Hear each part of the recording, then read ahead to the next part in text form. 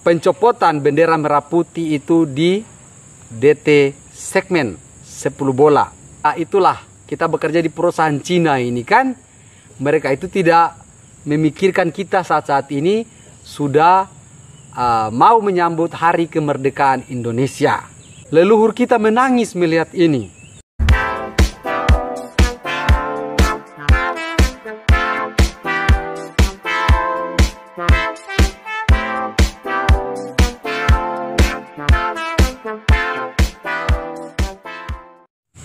Assalamualaikum warahmatullahi wabarakatuh. Apa kabar teman-teman semua? Halo.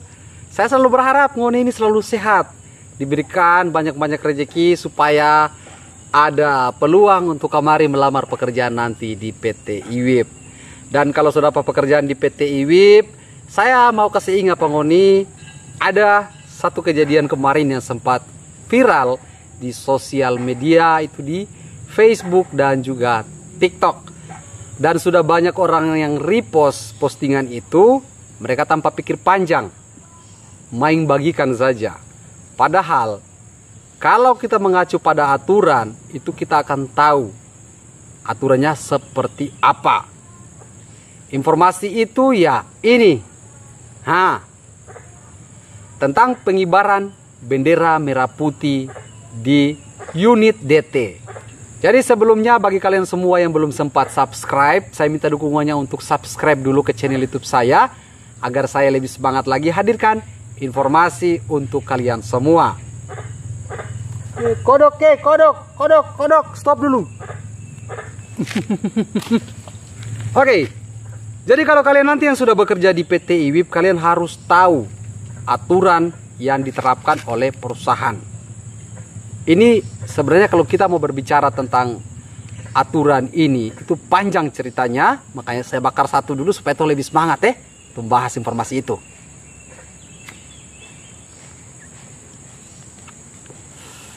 Jadi yang kemarin yang sempat video pencopotan bendera merah putih itu di DT segmen 10 bola. Itu banyak sekali yang langsung komentar. Mereka berkomentar, ya itulah kita bekerja di perusahaan Cina ini kan. Mereka itu tidak memikirkan kita saat ini sudah mau menyambut hari kemerdekaan Indonesia. Itu yang banyak mereka berkomentar. Bahkan ada yang katakan bahwa leluhur kita menangis melihat ini.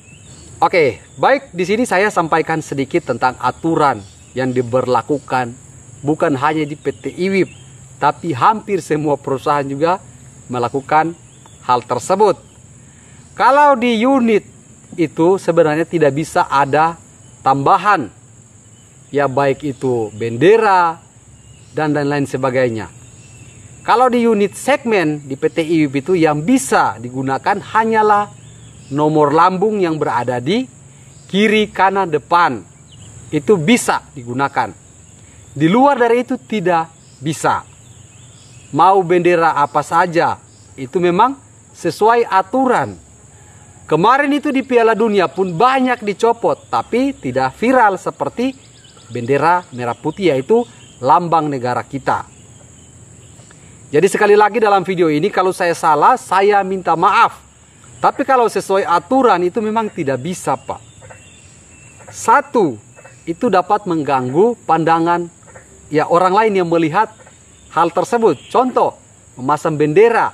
Saat ada operator lain yang melihat bendera terlalu fokus ke situ, atau ada pelaksana yang tiba-tiba fokus ke bendera itu saat alat itu jalan, dia lagi berjalan di area perusahaan, itu dapat memicu insiden, Pak. Jadi makanya setiap unit itu tidak bisa memasang apapun terkecuali nomor lambung, supaya tidak jadi salah paham dengan perusahaan PT IWIB.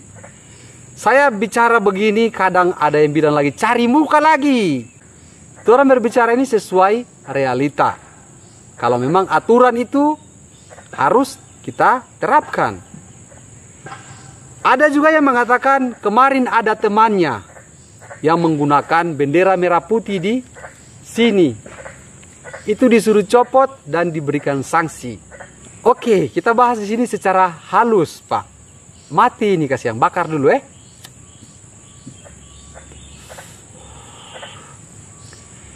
Di sini saya mau tanya kepada kalian semua, apakah seragam atau APD orang Cina dengan orang Indonesia itu beda? Tentu sama. Itulah manfaat dari tidak bisa menambah logo apapun atau lambang apapun di APD kita. Walaupun itu bendera merah putih, itu tetap tidak bisa.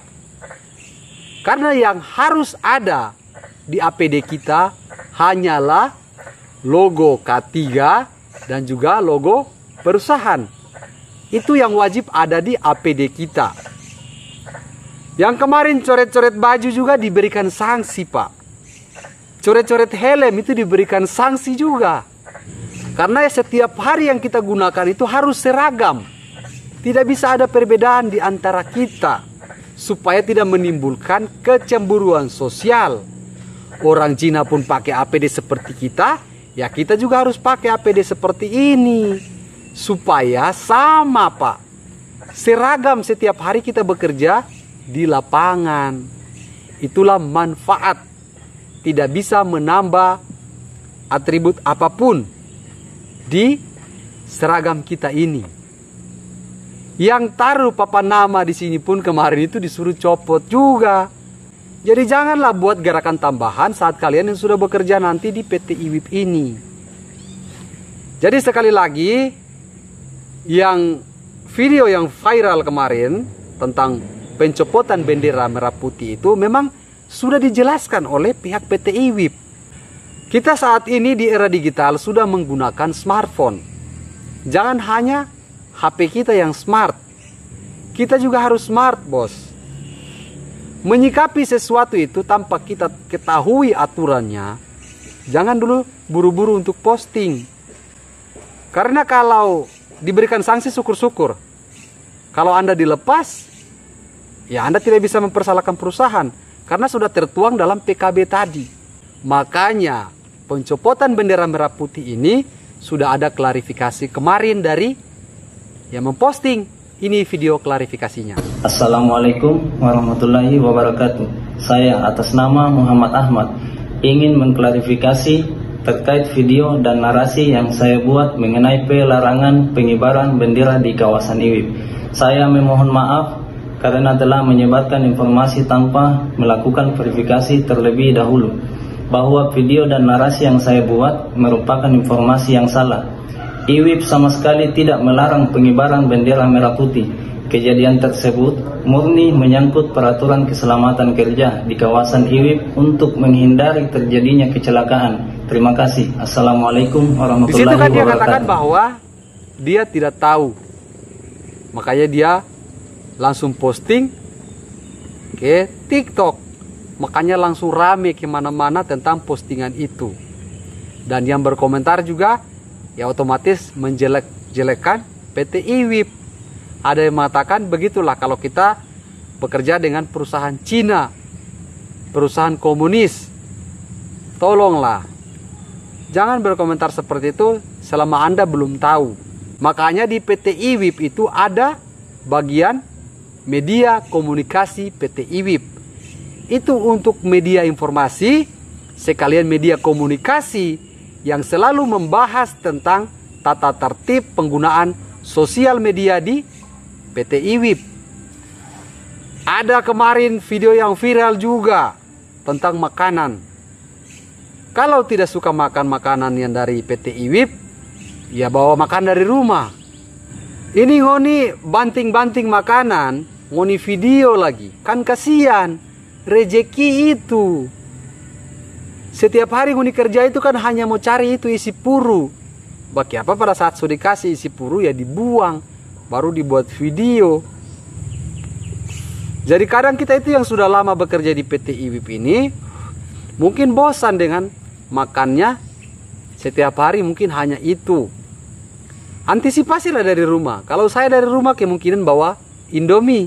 Nanti kalau memang tidak sesuai dengan selera saya bisa itu istilah orang di sini siram itu mi, konceke.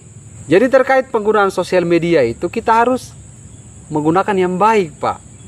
Jadi penggunaan sosial media ini saya pun ada sertifikatnya.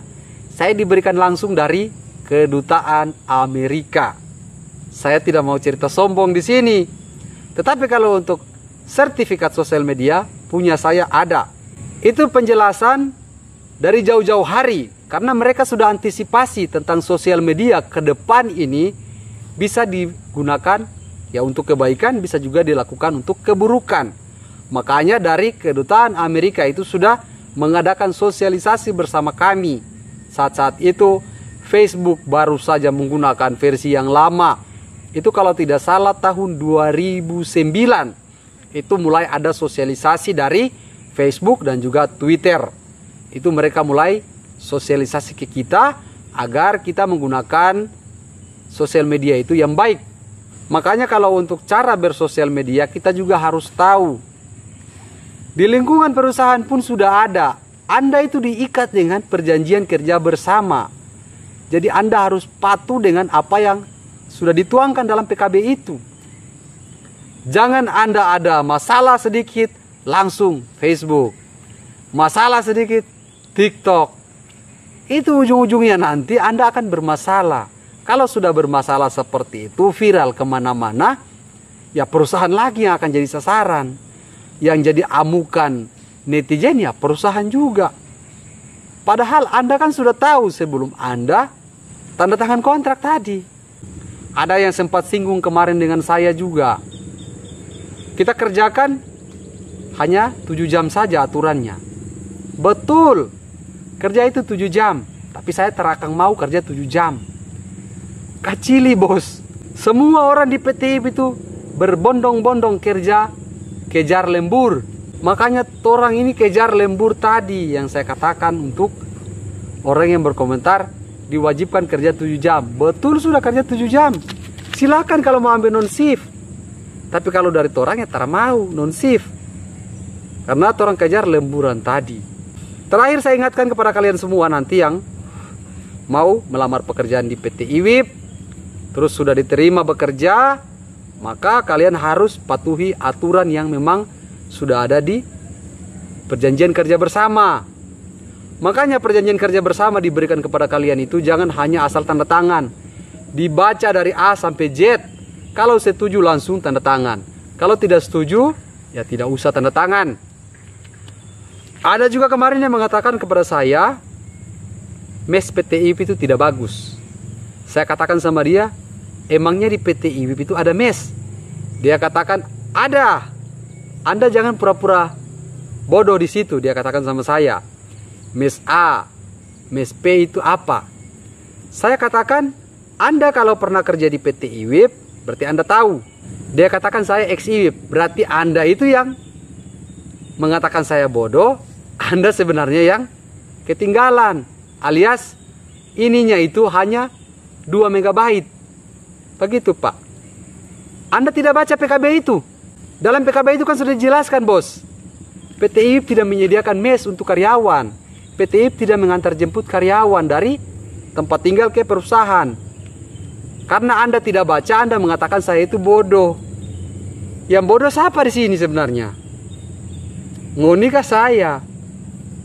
Kalau Anda pintar, Anda tuh akan tahu PKB itu. Sudah menjelaskan itu. Tidak ada mes di PT IWIB. Cina yang tinggal di mes sana bayar. Mereka itu bukan mes PT IWIB. Jadi kalau mau tanda tangan kontrak, baca dulu. Supaya jangan ngoni kata-kata saya bilang, beginilah, bodoh lah, tahu apa-apalah. Padahal ngoni sendiri itu yang hina ngoni pendiri sendiri. Kalau pintar, pasti ngoni tahu itu isi PKB. Tapi karena ngoni 2 MB ngoni P ini, makanya tidak tahu itu PKB seperti apa. Oke, sekali lagi saya minta maaf kalau konten saya ini ada yang sempat menyinggung perasaan kalian semua. Karena saya hanyalah makhluk Tuhan yang tidak sempurna. Kesempurnaan itu hanyalah milik Allah Subhanahu wa Ta'ala, Tuhan yang Maha Esa. Sampai di sini video saya. Salam dan sampai jumpa. Bye bye.